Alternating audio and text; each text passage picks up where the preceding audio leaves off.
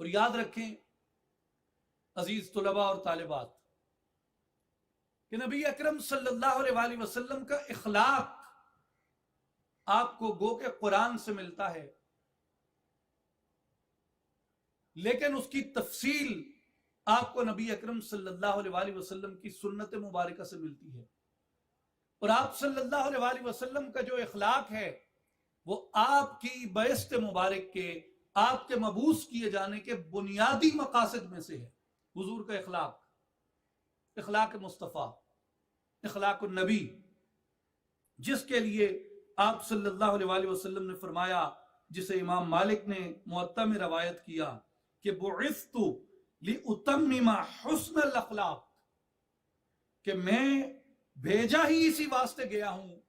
کہ میں حسن اخلاق کی تکمیل کر دوں، بھیجا ہی اسی لیے گیا ہوں۔ حضرت ابو ہریرہ کے الفاظ میں آپ صلی اللہ علیہ وآلہ وسلم نے فرمایا انما بعثت لأتمم مکارم الاخلاق، کہ بے شک میں مکارم اخلاق کی تکمیل کے لیے یہاں پہ بھیجا گیا ہوں۔ اور نبی اکرم صلی اللہ علیہ وآلہ وسلم نے یہی درس مبارک دیا کہ جب تم مجھے دیکھو گے، میرے کردار سے، میری سیرت سے استفادہ کرو گے،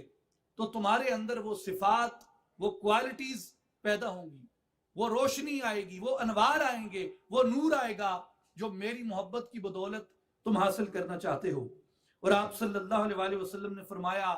کہ ایمان والے وہی ہیں، اکمل المؤمنین ایمانا احسنہم خلقا، کہ مومنین میں کامل ایمان والے وہ لوگ ہیں جو اخلاق میں سب سے اچھے ہیں۔ اور اس اخلاق کی تفصیل کیا ہے؟ جو اخلاق نبی اکرم صلی اللہ علیہ وآلہ وسلم نے ہمارے لیے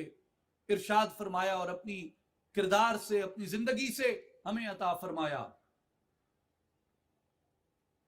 اس اخلاق کی تفصیل میں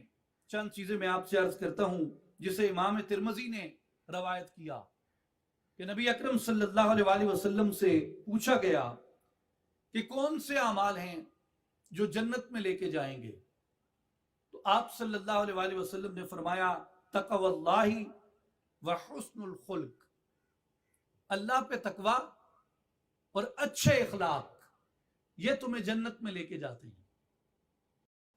اور عرض کی گئی وسئل عن اکثر ما يدخل الناس النار، اور پوچھا گیا کہ جس وجہ سے زیادہ تر لوگ جہنم میں جائیں گے